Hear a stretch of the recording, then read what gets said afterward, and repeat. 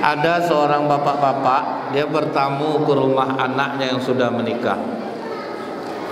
Khilaf bapak nih bu, mencuri dia di rumah anaknya. Anaknya ini anak durhaka, melapor ke Rasulullah. Ya Rasulullah, ayahku telah mencuri di rumahku. Kata Rasulullah, jemput ayahmu, bawa kemari. Pergilah dia menjemput ayahnya pak. Waktu dia pergi menjemput ayahnya, turun malaikat Jibril ke Rasulullah.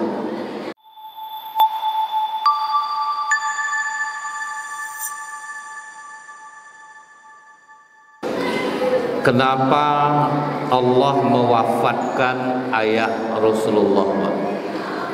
Yang pertama, kita ingat kisah Nabi Ibrahim alaihissalam. Nabi Ibrahim ini ketika dia diangkat menjadi nabi dan rasul, ayahnya itu seorang pembuat patung untuk disembah Namrud dan masyarakat.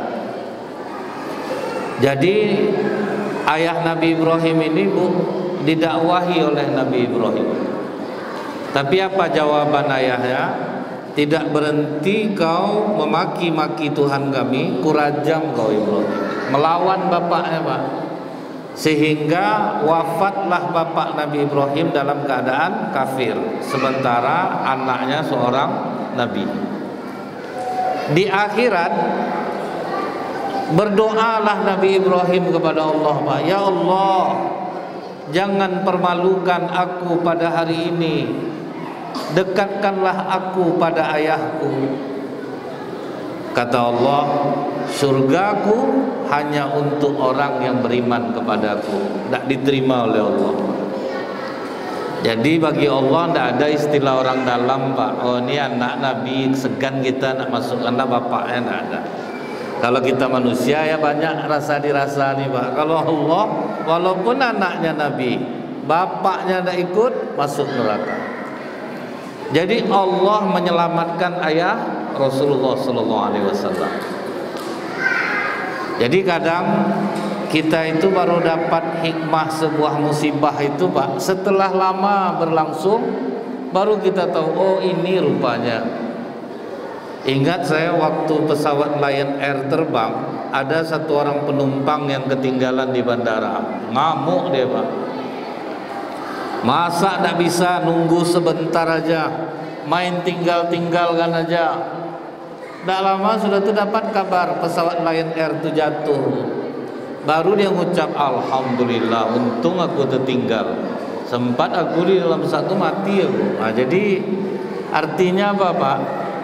Jangan pernah berburuk sangka kepada Allah apabila kita tertimpa sebuah musibah.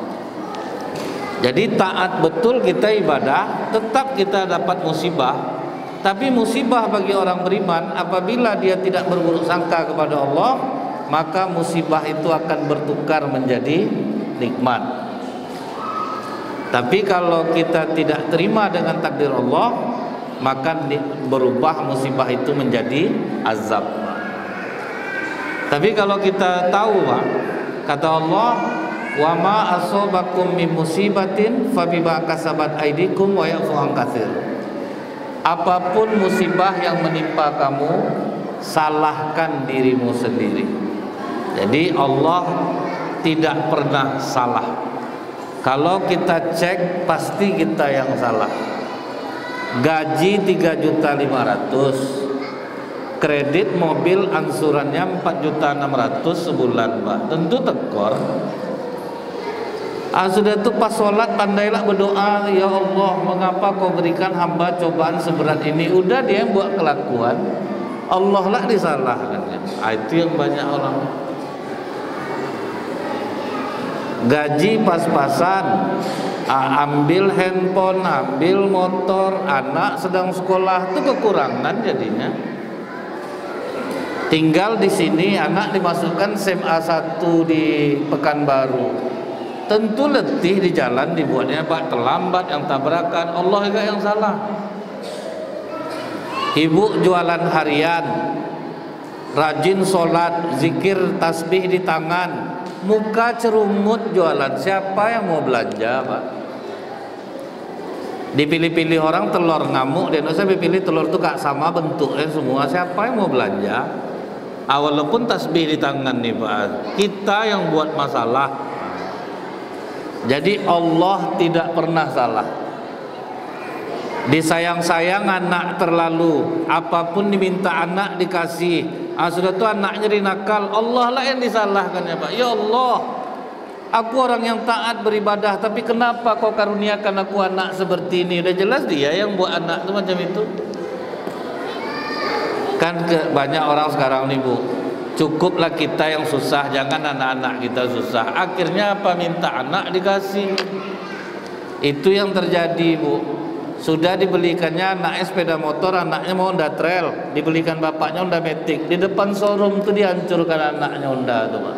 Bapaknya cuman diam aja. Allah kah yang salah? Bukan. Jadi kalau kita dapat musibah, koreksi diri kita. Jangan Allah yang kita salahkan, koreksi diri kita. Itu rahasia yang pertama, kenapa Allah mewafatkan ayah Rasulullah. Yang kedua Pak, Allah menyiapkan Rasulullah jadi orang yang sukses di masa depan tanpa ada dosa kepada ayah. Jadi orang banyak selama ini hanya tahu satu hadis Pak, kepada siapa kami berbakti Rasulullah? Ibumu, ibumu, ibumu, bapakmu. Jadi gara-gara hadis ini, banyak anak itu lebih berbakti kepada ibu daripada bapak. Asal ngasih duit ke ibu, bapak tidak pernah kasih ya Pak. Datang anak ini dibilang, kan kalau dikasih ibu, bapak dapat juga Ustaz. Jarang Pak. Kasihan saya nengok atuk-atuk kadang-kadang Pak. Saya pernah nampak atuk-atuk bakar dompet. Saya tanya lah, ngapa dibakar dompet tutup? Tidak juga ada gunanya Ustaz. Tidak pernah diisi anak saya. Berapa terlukanya atuk-atuk. Memang dalam Islam nih Bu, uang suami 100% milik istri, uang istri 100% milik istri. Tapi tengok istrinya juga ngamalkan ini Pak. Kalau istri bapak soleha, kasihlah duit semuanya. Dia pandai, ini untuk mertuaku, ini untuk abang, pegang-pegang. Ini dapat istri menyalin semua Pak. Berapa dari saku suami disalinnya, mendorong Honda bapak. Ini pagi-pagi dibuatnya Pak. Pakaian rapi, dorong Honda. Ngapa dorong Honda pagi-pagi Bang? Dikasih istri duit 10.000 Ustaz, beli lontong pakai telur 8.000, sisa 2.000. Mana dapat beli minyak? Kalau macam itu istri bapak pandai-pandai lah menyimpan Pak. Jadi jangan gara-gara dengar kajian 100% milik istri itu langsung kita kasih, tengok istri juga. Jadi kalau kita mendengar pengajian itu Bu, ini cocok enggak sama pasangan aku? Kalau belum cocok jangan diamalkan Pak. Saya pernah menyampaikan Rasulullah itu di rumah murah senyum. Dia suka tersenyum sama istri. Bapak ini pendiam Bu, tidak pernah senyum di rumah. Habis dengar pengajian saya, pulang ke rumah senyum dia Pak. Terkejut istrinya Pak, ninggalkan perangai suami aku ini, karena tidak pernah senyum Pak. Sampai dia bilang sama suami, bang biasa-biasa lah bang, takutlah aku nengok abang jadinya, karena tidak pernah senyum Pak. Jadi kalau kita dengar pengajian, jangan langsung kita telan mentah-mentah. Cocok enggak ini aku amalkan? Ayah dalam Islam ini sangat sakral Pak. Banyak anak hanya minta doa kepada ibu. Asal mau ujian, ma doakan ya ma mau ujian, ma doakan ya ma aku mau pergi, ma doakan mau tes kerja. Datang bapaknya, tidak minta doa sama papa anak. Ya papa ya juga lah. Nampak basa-basi aja minta doa ke bapak itu Pak. Kalau kita ingat sejarah keluarga Nabi Ishak alaihissalam, Nabi Ishak itu punya 2 orang anak. Satu Nabi Yakub, satu ais. Ketika Nabi Ishak minta dibuatkan makan dengan anaknya, Pak, maka ibunda Nabi Yakub langsung mengatakan kepada Nabi Yakub, Yakub, cepat buat makanan untuk ayahmu, minta doa kepada ayahmu. Jadi kalau untuk urusan dunia sebetulnya yang makbul adalah doa ayah, Pak. Makanya disuruhnya anaknya, kasih ayahmu makan, minta doa kepada ayah. Makanya bin larinya ke ayah, binti larinya ke ayah, bukan ke ibu. Cuman anak-anak tidak tahu, Pak, asal minta doa ke ibu. Makanya pincang kehidupan orang sekarang nih, karena dia hanya minta doa ke ibu saja. Di zaman Rasulullah ada seorang bapak-bapak, dia bertamu ke rumah anaknya yang sudah menikah. Khilaf bapak nih, Bu, mencuri dia di rumah anaknya. Anaknya ini anak durhaka, melapor ke Rasulullah. Ya Rasulullah, ayahku telah mencuri di rumahku. Kata Rasulullah, jemput ayahmu, bawa kemari. Pergilah dia menjemput ayahnya, Pak. Waktu dia pergi menjemput ayahnya, turun malaikat Jibril ke Rasulullah. Ya Rasulullah, jangan hukum ayah anak itu. Coba tanyakan ke ayahnya, apa yang tersembunyi di hatinya tentang anak laki-lakinya itu. Datanglah anaknya. Begitu anaknya datang, apa kata Rasulullah ke bapak ini? Betul bapak mencuri di rumah anak bapak? Betul ya Rasulullah. Apa yang tersembunyi di hati bapak tentang anak laki-laki bapak ini? Dari kecil dia aku besarkan dengan penuh kasih sayang. Aku rela bekerja menjadi apa saja asal anakku ini bisa makan dan hidup senang.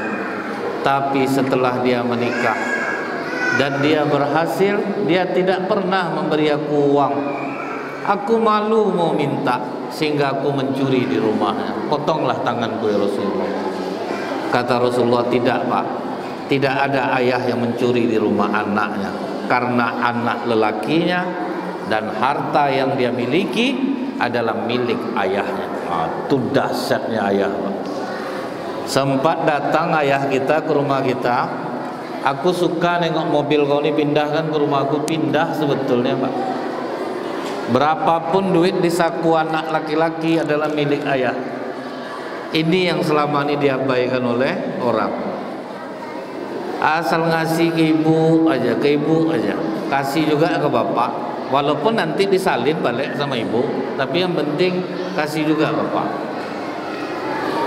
Tapi bapak yang cerdik dengar ceramah saya ini, Pak, ditanyanya ke anaknya, apa ceramah Ustadz tadi? Suruh berbakti, Pak, kepada siapa?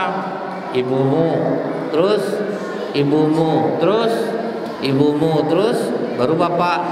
Berapa orang ibunya tuh? 3, Pak. Ibu kau berapa baru? 1, berarti kurang 2 lagi. Dibilang ini hadis poligami. Padahal ini bukan hadis poligami ini, Pak. Nah, itu ya, Bu ya. Kasih tahu anak betapa sakralnya seorang ayah. Jadi jangan macam-macam sama ayah. Pintu surga di bawah telapak kaki ibu, pintu tengah surga itu adalah ayah.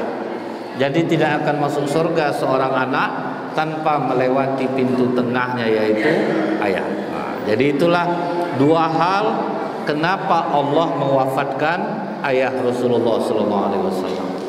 Kalau macam kita ini pasti banyak dosa ke ayah kita, Pak. Makanya kadang hidup ini senang, banyak susah.